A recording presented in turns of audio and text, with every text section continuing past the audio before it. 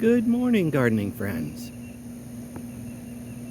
Today is June 23rd. It's a gorgeously sunny day. It's about 8:30 in the morning, and it's about 82, 83 degrees right now. It's going to get hot today. We've been having a lot of really hot weather.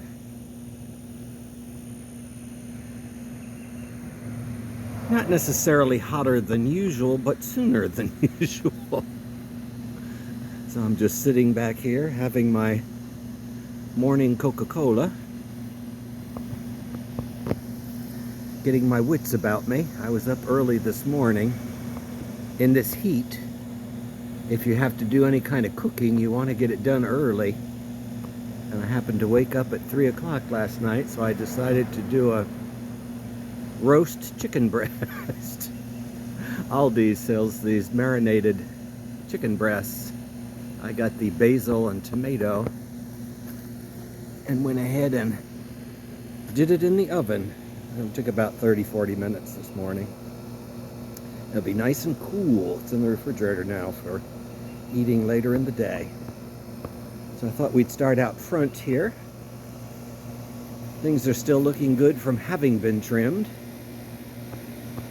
I'm starting to get some flowers on the hibiscus, or Rose of Sharon. You can see a lot of new growth on the loropetalum that was cut back a few weeks ago. Needle palm is putting out some new leaves.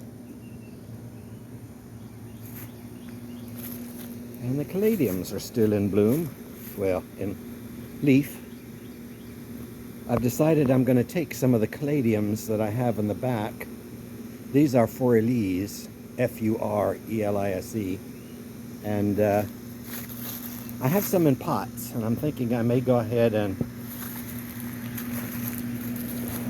take one of the pots and just plant them here in the ground and put something else in the pot, just to sort of fill out. These caladiums have been in these spots now for, well past 5 years, and they keep coming back. I can't say that's true for all caladiums, because I also had them in this middle bed and they did not come back. But for some reason the conditions are just right there in the leaf litter that they come back every year. Here you can see my ponytail palm has greened out nicely. You do have to be careful sliding your hand like that, because they are extremely sharp along the edges and can slice into your skin in a skinny minute.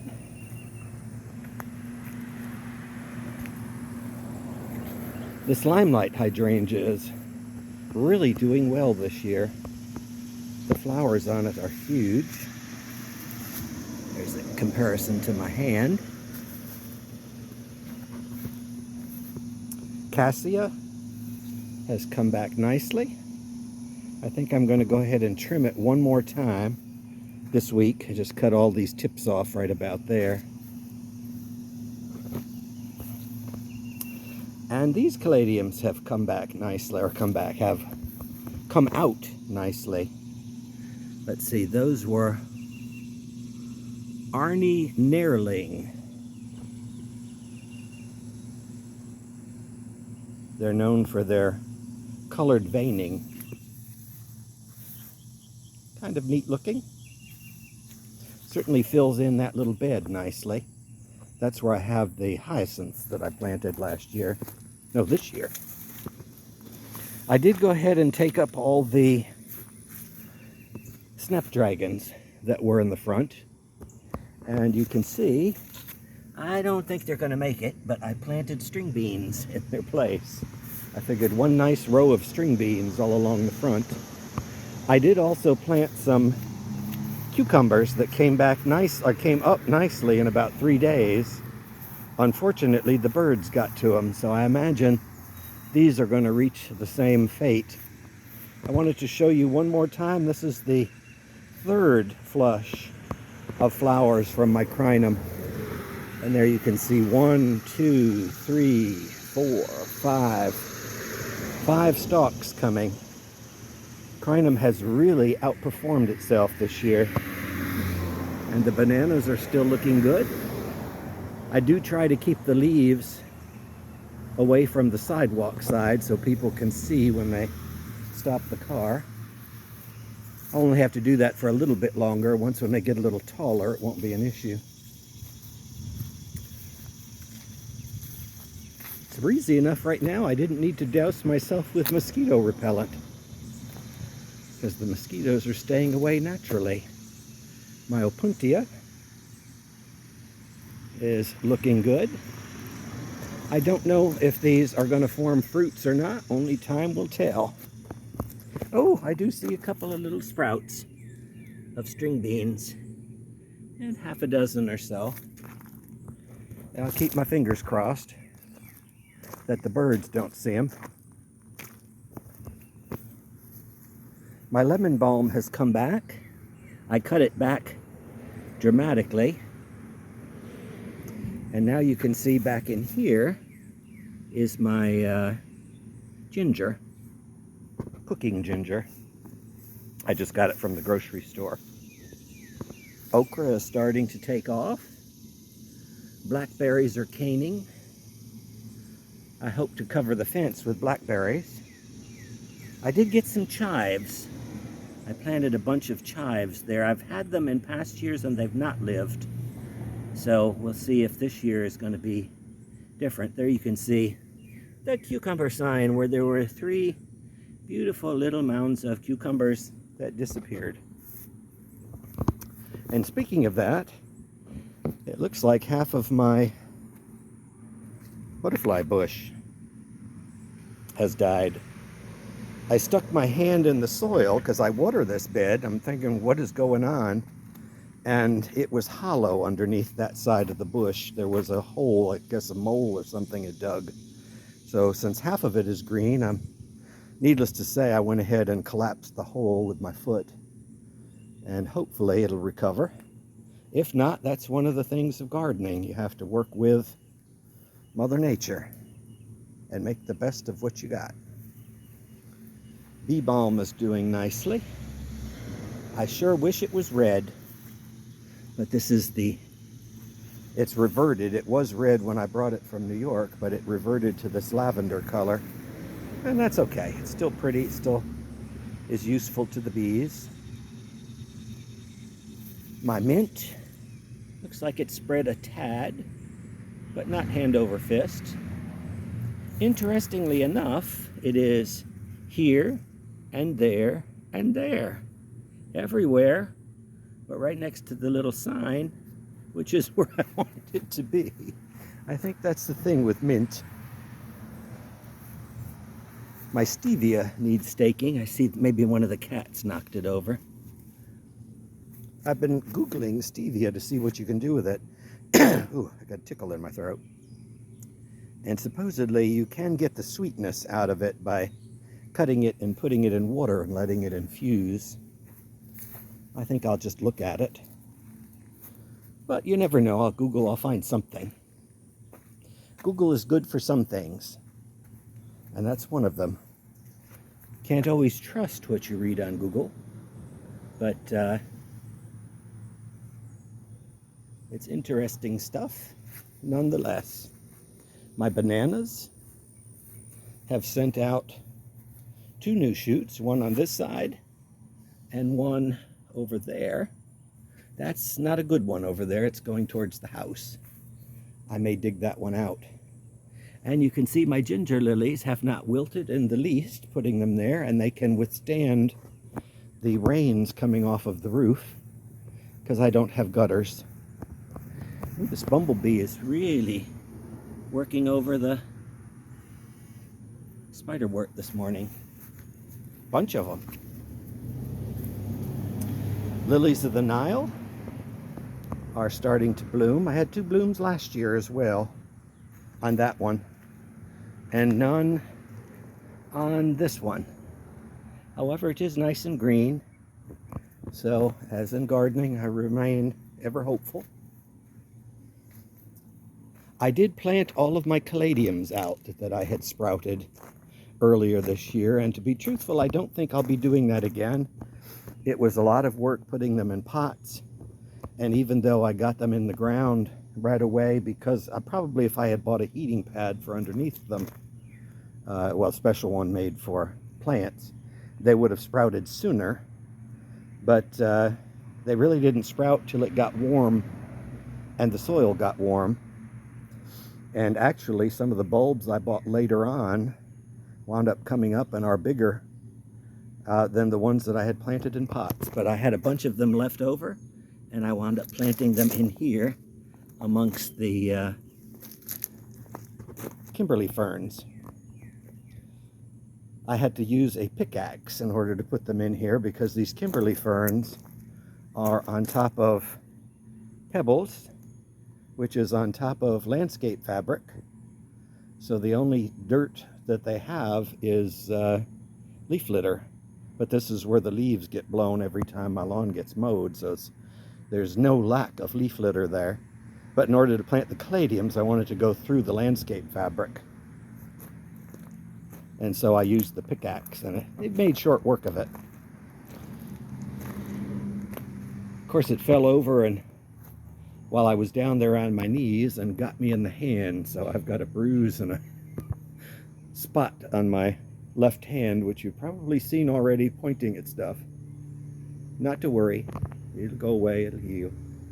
I did cut back a lot of nandinas. Oh, the pile is gone. Yay, thank you, Mr. Trashman. They came Saturday morning, but I got that nandina, that nandina, this nandina, this nandina, that nandina, and that nandina. Cut them all back. And remember, my rule for cutting is you want them cut about a foot lower than you'd like them ultimately to be. And Sarah had requested that I cut this one down to be equal with that one. And I reassured her that although it is lower right now, once when it sprouts, it will indeed be as tall as that. These two nandinas, that height is perfect for blocking a view of my window directly over to her window.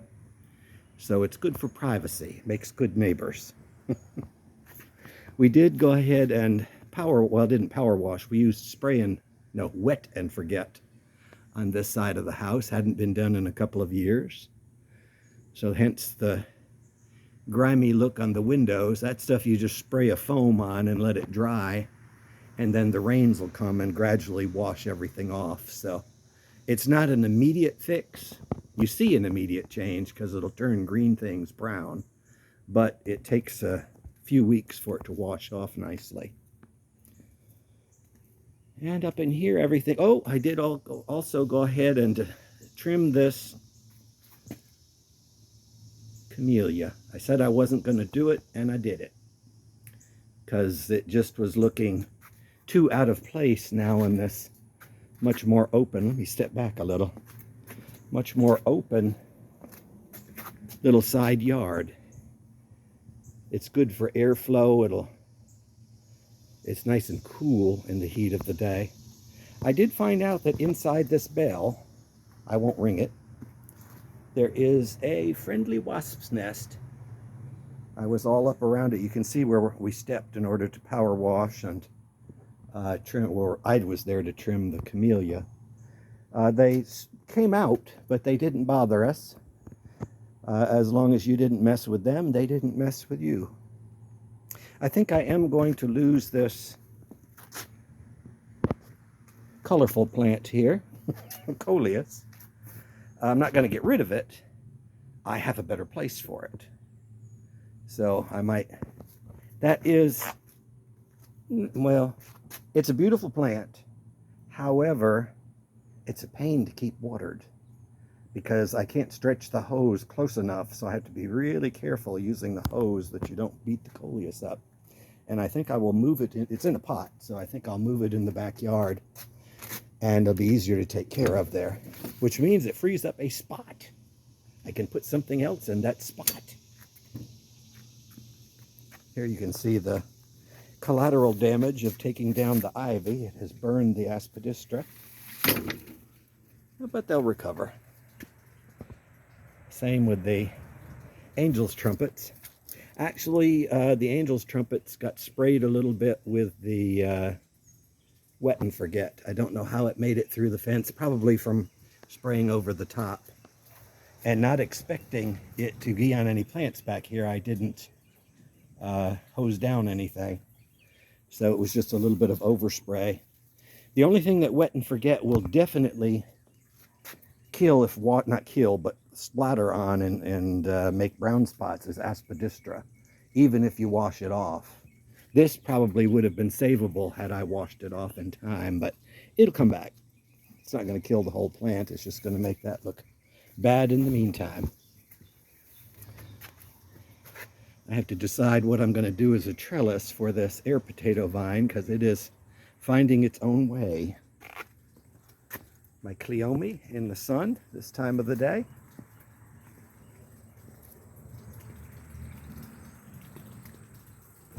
This is the spot somewhere in here. I have to still do this side of the hedge, camellia hedge, but I have to be particularly careful because somewhere in this bed is where Godot likes to go for the day.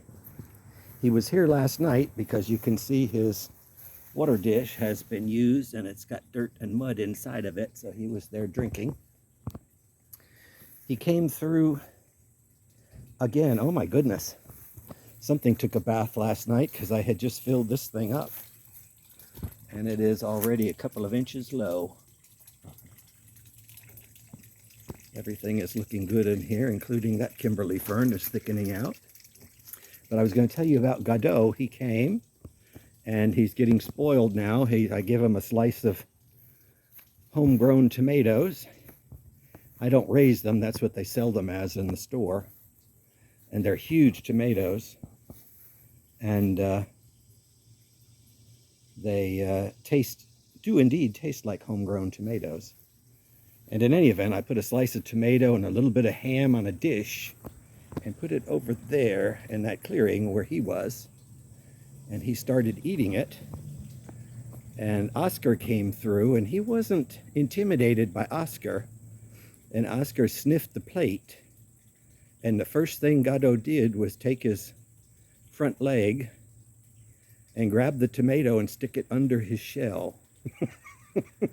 Which I happened to be having my coffee on the deck, and I got a kick out of that. It's like, you can have the meat, but that tomato is mine. So he tucked it under his shell and was eating the other slice of tomato that I had. Vincas still doing well. Here you can see a little more collateral damage on the gingers, which is good. These gingers I'm going to cut back anyway this year because we're fixing to get at this garage to do the work that needs doing. Here you can see let me get here so the sun isn't in the way. We did go ahead and power wash that trellis. That trellis was put in probably about 25 years ago. And the first front board, the 2x4, was replaced because the other one had rotted and snapped. And I knew the others would be cleaned, but so I bought a power washer from Aldi's a couple months ago, and it worked perfectly. The only problem was when you're power washing up over your head, you get soaking wet. And not only that, but it sent out a lot of sawdust because it made little marks in the older wood. What I did yesterday is, after it dried really well, because this was done on Thursday, I went ahead and took a sander with some very coarse sandpaper and sanded everything down to make it smooth again. Got rid of the little rough edges. So it looks good. And we'll be doing the rest of the garage little by little. Here you can see the sawdust that came down on top of this palm. We're supposed to get some rain next week. And in that case, I'm going to go ahead and put out the fertilizer I bought for my palms. I've been waiting for rain. And I think last time I looked, we were supposed to get rain every day. So that'll be perfect. I'll put it out and then it'll wash in. This area looks nice. I don't think I've shown you a view down here before. The satsumas are loaded with fruit. I didn't have any fruit at all. Didn't have any fruit at all last year on the Cuphea pears. They do bear fruit, and they have been known to bear fruit, but at least not in the last couple of years. Now, the year before, we cut them back. So whenever you prune them hard, you really don't expect any fruit. But I should have had some last year or this year. Go figure, something's up.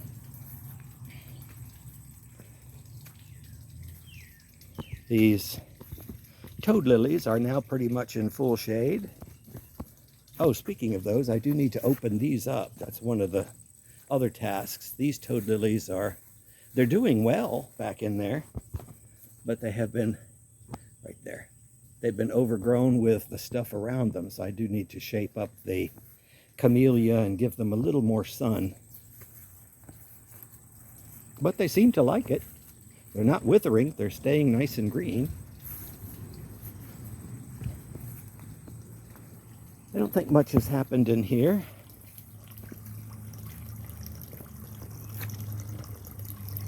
This is looking nice this time of the day. More of the fur elise caladiums. I noticed I didn't get a lot of this ground palm to come back, but some of it did. That's all I guess you can ask for. That trash you see on top of this is from the squirrels eating the unripe fruit of the pindo palm.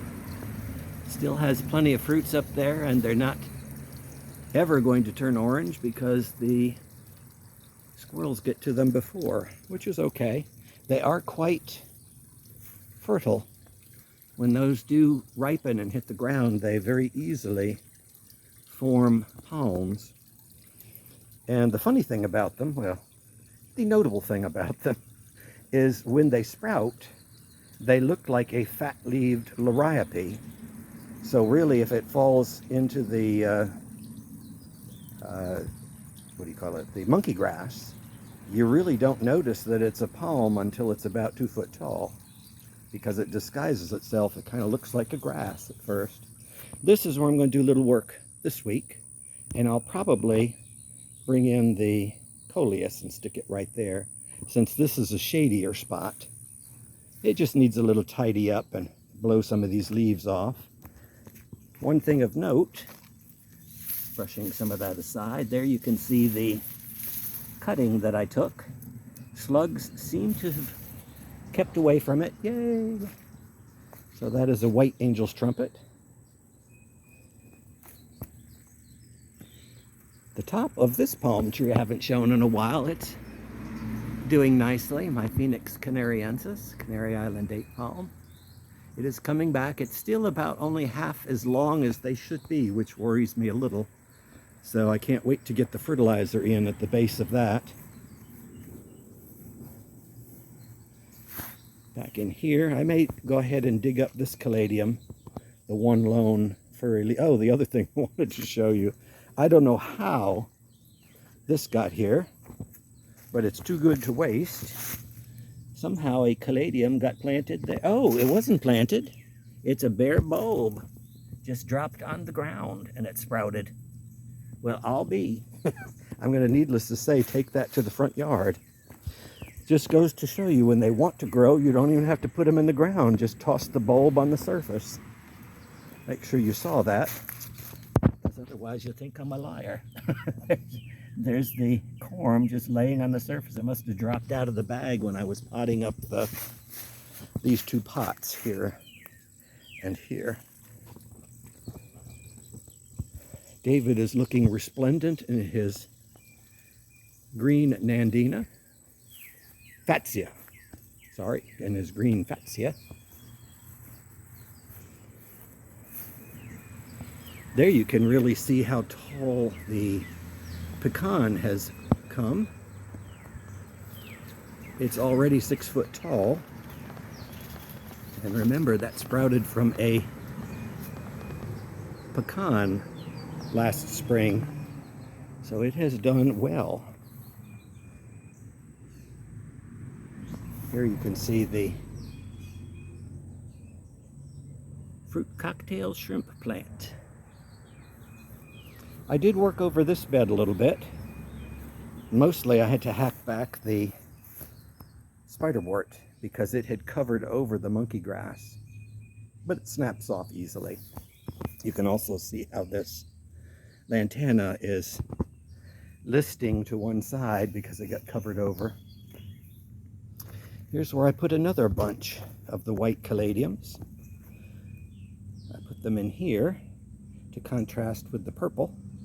And unfortunately, right in this spot over here, I thought I had some more of the Philadelphus or mock orange, and it turned out to be crepe myrtle.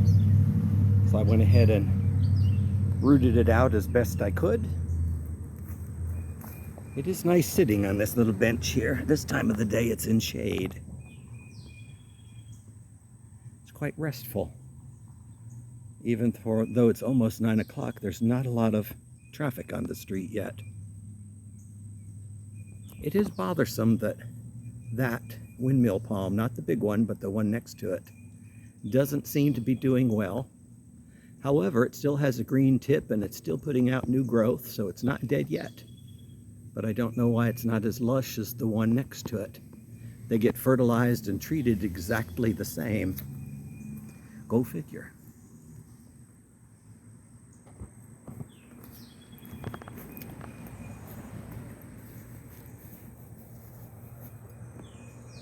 Back in here, everything's looking lush. I see I can't remember the name of this, so I'll just have to put it in the caption. But it is blooming nicely. I've got cassia on the mind. I know it's not a cassia. Crocosmia, maybe? I don't know. I'll put it, when I find it, I'll put it in the caption. Back in here, everything is looking good. White angel's trumpet doing nicely. I did notice that this one loropetalum is struggling a little, so I'm giving it a little extra care, a little extra water. A lot of new growth on this Mediterranean fan palm. And you also see the new growth on the bottle brush. It comes out that brownish red color. It is kind of pretty on its own, even without the flowers. But with no loquat tree over it, it should find its own height in there until the pecan gets tall enough to start shading it. Here you can see more caladiums yet coming up. I had planted a bunch here, and I opened up the bananas behind her. I did that last week, possibly the week before. I do all of my work now. I get up and do my work early in the morning, like say from 5:30, whenever sunlight first comes out, 5:30, 6 o'clock, and usually by 9 o'clock I'm coming in for the day. That garage looks good from here. I haven't settled on the color of the garage when we fix that other side.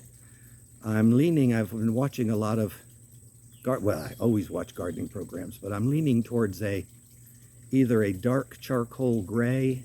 I don't want it the same color as the light charcoal gray on my house, but I'm thinking of going dark with white trim. Either it'll be a charcoal gray color or possibly a grayish green color. We'll see.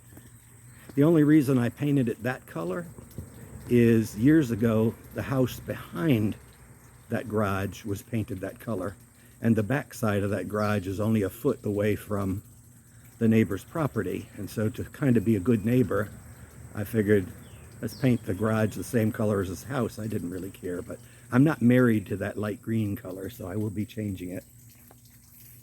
To be truthful, when I first came here, I had always envisioned it very tropical.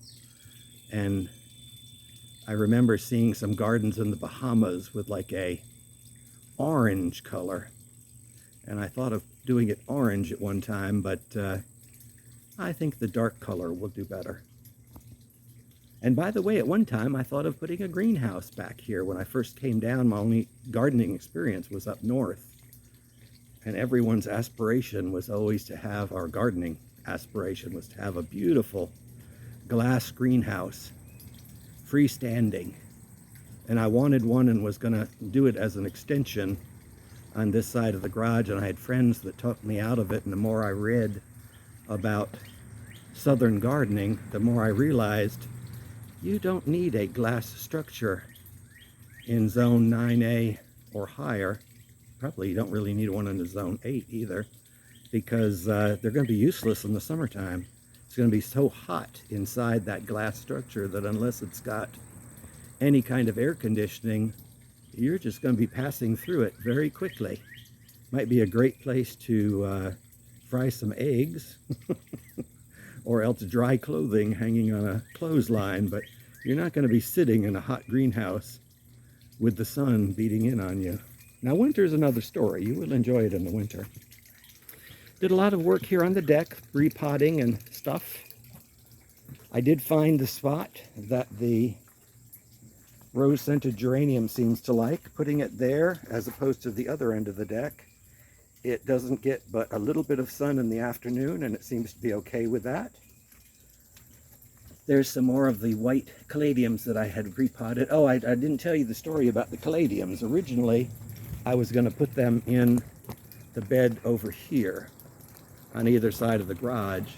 But I got to thinking, since we're going to be working on that garage over the next month, we're going to be walking in and out of there, and it'd be silly to plant something there only to have it be stepped all over. So I decided to put them somewhere else, and next year I'll do caladiums up there.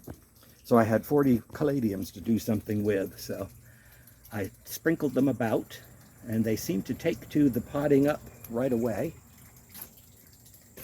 Everything here looks good. The bananas are really growing hand over fist. I do need to separate this one out of the tree. I don't know if you can see how it's getting mangled by coming up in the middle of the crepe myrtle. And by the way, the crepe myrtle is in bloom. Oh, speaking of that, so is this one. This one is the white one, and it looks quite spectacular. Right now, it's perfect. But in another week, that white stuff is going to begin to descend, as you can see on my seat cushion. It rains down like snow because it constantly falls off the tree. Back in here, I don't see any buds yet on my plumeria, but it's nice and green. It's leafed out nicely. I did buy a sun patience and stuck it here, and it's doing well. I moved the caladium that was the aspidistra to over there. I'm going to bring that in the house again, but I'll wait till the winter time to bring it in. I bought a banana. The rooting that I was taking of the camellia just definitely died, so I thought, what a prime spot for something tropical. And so I found this Sumatran banana, and it's made for pot, or it's grown for pots. So I thought I found a double one, so I thought that would be perfect, because being double, it's going to kind of restrict the growth of each, and being in a pot is going to restrict it even more. So eventually I'll plant it in the ground, but for this year I'll enjoy it in that pot. And apparently this is a very sunny corner this time of the year, because that's where the rose-scented geranium was, and it did not like it here. It was in sun for too long. Another pot of white caladiums, and I put another pot over here. Another bunch. Oh, and I went shopping and fell absolutely in love. Had to have it with this plant. Let's see if you can make out. It's called the Faced Cuphea. C-U-P-H-I-A. Supposedly, well, right now some of these are a little wilted. It does kind of look like a bat's head when you look at it just right. But it seems to like that spot. The papyrus is now above my head. It's doing well. These caladiums, I put out a little bit, pulled them out in the sun a little more. These are the ones that are supposed to be orange, and I thought maybe exposing them to sunlight, brighter sun, than just being a foot back, it might bring out the orange. And I have to admit, it kind of does look like there's a ribbon of orange around the edges of these leaves. Its name was Torchy, T-O-R-C-H-Y, Torchy. But to be truthful, I don't see it, and it's okay. I don't really need orange there. Here's where I put some more of those white caladiums. This looks really nice looking through the caladiums from inside the house. I will probably do that again. So there you have it. I'm going to sit down and have some breakfast. Oh, they also did my neighbor's roof, which looks spectacular. In fact, her house is coming along nicely. They should be done in a month or so. We shall see. But I am fixing to have some breakfast. I've got out my cushions, and I found some truly dietetic cupcakes. These are something that you need to have on your buffet when you have friends over that can take a joke, because they're fake. I don't know what they're made out of, but they look very realistic. So it's my joke to those people that like cupcakes, although the joke is on me because they make me constantly hungry. I keep them in my dining room, but they do look quite realistic. So there you have it. I'm going to retrieve my Coke from the front yard. I hope you all get to go outside and enjoy your gardens. They are for more than just working in. And until next week, take care.